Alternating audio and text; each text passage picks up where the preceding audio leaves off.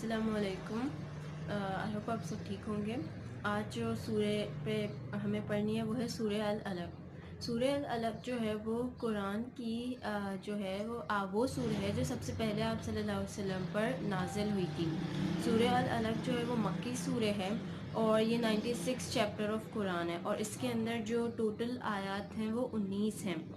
तो सूरह अल अलक का मैं बैकग्राउंड बता देती हूँ। सबसे पहले वो ये था कि आप सल्लल्लाहु अलैहि वसल्लम पर नबूवत इस तरीके से आप सल्लल्लाहु अलैहि वसल्लम को नबूवत मिलने वाली थी। उसकी ये निशानी थी कि आप सल्लल्लाहु अलैहि वसल्लम जो ख्वाब देखते थे रात में, वो जो है वो सुबह सारे ख्वाब आप सल्लल्लाहु अलैहि वसल्लम के सच हो जाते थे। दूसरा ये कि अरब में बहुत सारी बुराइयां फैली हुई थी। तो आप सल्लल्लाहु अलैहि वसल्लम मेडिटेशंस के लिए यानी अपने आप को काम रखने के लिए, पीस के लिए जाते थे गारे हिरा में। तो जब एक दिन आप सल्लल्लाहु अलैहि वसल्लम गारे हिरा गए थे तो हज़रत जिब्राइल अलैहिस्सलाम जो है उनका हज़रत जिब्राइल अलैहिस्सलाम नाजिल हुए और उन्होंने आप सल्लल्लाहु अलैहि वसल्लम से कहा कि इक़रा। आप सल्लल्लाहु अलैहि वसल्लम ने कहा मा अना बिखारी, मैं पढ़ नहीं सकता। तो हज़रत जिब्राइल अलैहिस्सलाम ने आप सल्लल्लाहु अलैहि वसल्लम को पकड़ा और इतनी ज़ोर से दबाया कि आप सल्लल्लाहु अलैहि वसल्लम से बर्दाश्त नहीं हुआ। फिर हज़रत जिब्राइल अलैहिस्सलाम ने छोड़ा आपको और कहा कि इक़रा यानी पढ़िए। आप सल्लल्लाहु अलैहि वसल्लम ने फिर कहा कि माँ अना बिखारी। तो हज़रत जिब्राइल अलैहिस्सलाम ने फिर आपको बहुत ज़ोर से दबाया और फिर छोड़ा और हज़रत जिब्राइल अलैहिस्सलाम ने थर्ड टाइम कहा कि इक़रा। आप सल्लल्लाहु अलैहि वसल्लम ने कहा कि माँ अना बिखारी, मैं पढ़ नहीं सकता। हज़रत जिब्राइल अलैहिस्सलाम ने आपको फिर दोबारा से स्क्वीज़ किया और छोड़ा और फिर फोर्थ टाइम कहा कि इक़रा बिस्मि रब्बिकल्लज़ी ख़लक़, यानी पढ़िए अपने रब का नाम लेकर जिसने पैदा किया। ये जो थी ये स्टोरी थी कि कैसे आप सल्लल्लाहु अलैहि वसल्लम पर वही नाजिल हुई थी। फिर आप सल्लल्लाहु अलैहि वसल्लम जो है वो अपने जो है वो घर पे आए तो हज़रत खदीजा रज़ी अल्लाह ताला अन्हा को ये सारा वाक़ा जब सुनाया तो हज़रत खदीजा रज़ी अल्लाह ताला अन्हा ने कहा कि आप सल्लल्लाहु अलैहि वसल्लम से कहा कि कवर मी, यानी मुझे ढको किसी चीज़ से।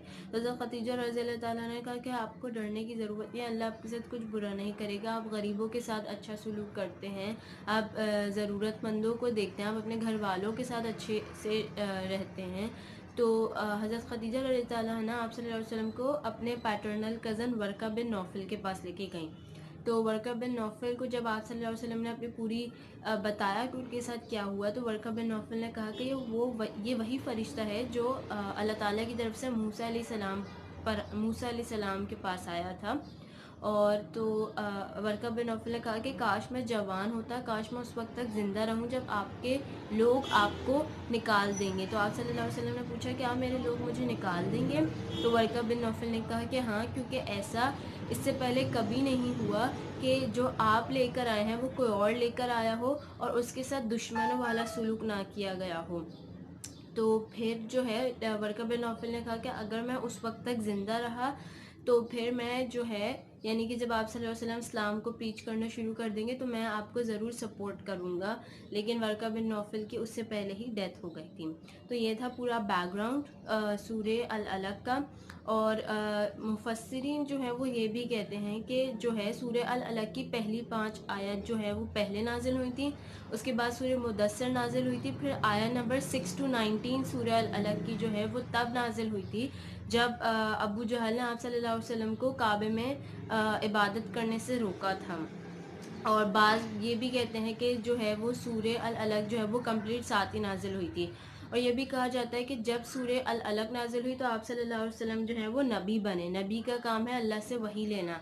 और जब सूरे मुदस्सर नाजिल हुई तो आप सल्लल्लाहु अलैहि वसल्लम जो है वो रसूल बने, यानी मैसेंजर, यानी मैं अल्लाह का मैसेज जो है सूरे मुदस्सर में कमांड की गई थी आप सल्लल्लाहु अलैहि वसल्लम को कि अब आप इस्लाम को फैलाना, दीन को फैलाना शुरू करें। तो ये थी सूरह अल अलक का बैकग्राउंड। अब हम लोग पढ़ लेते हैं इसकी मेन बॉडी। बिस्मिल्लाहिर्रहमानिर्रहीम। इक़रा बिस्मि रब्बिकल्लज़ी ख़लक़, ख़लक़ल इंसान मिन अलक़, इक़रा व रब्बुकल अकरम, अल्लज़ी अल्लम बिल क़लम, अल्लमल इंसान मा लम यअलम।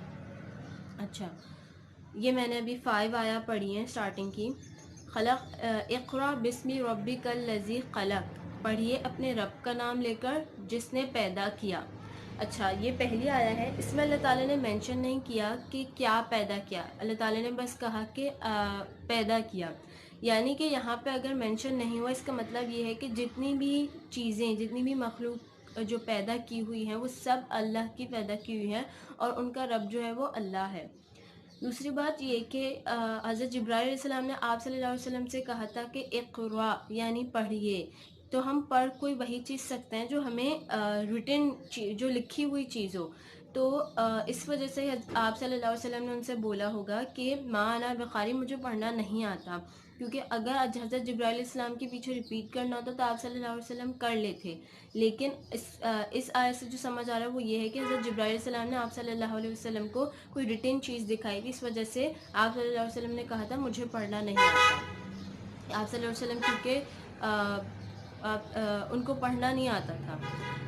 اچھا، اور دوسری بات یہ ہے کہ جب حضرت جبرائیل علیہ السلام نے آپ صلی اللہ علیہ وسلم کو بولا تھا کہ پڑھیے اپنے رب کا نام لے کر جس نے پیدا کیا، تو پھر آپ صلی اللہ علیہ وسلم نے پڑھنا شروع کر دیا تھا۔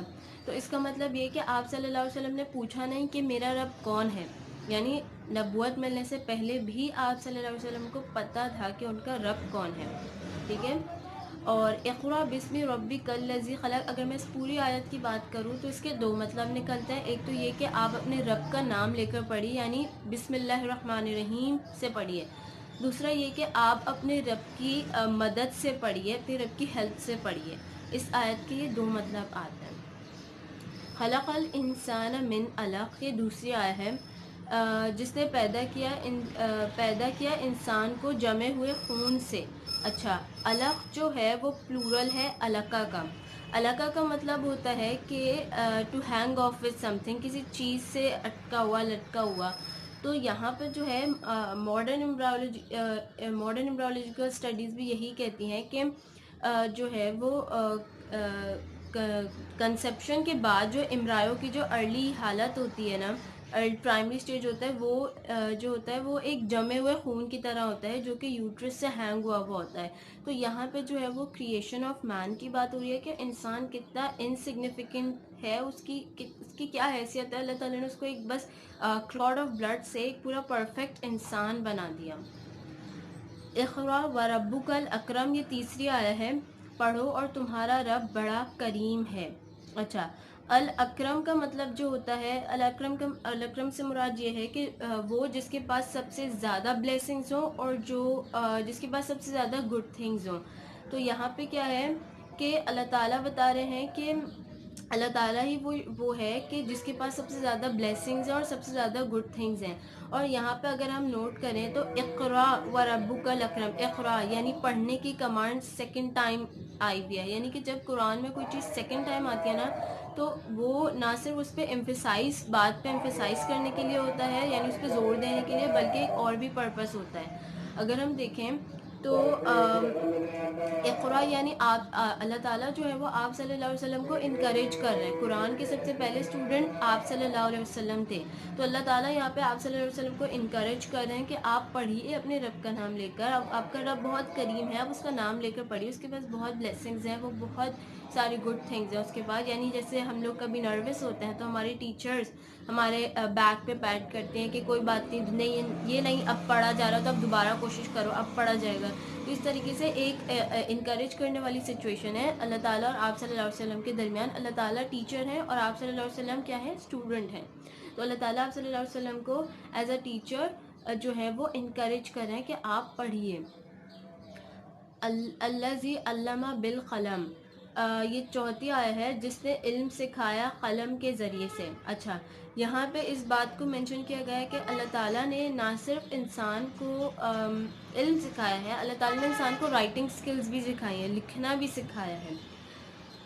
علم الانسان ما لم یعلم، سکھایا انسان کو جو نہیں جانتا تھا وہ، یہ 5ویں آیت ہے۔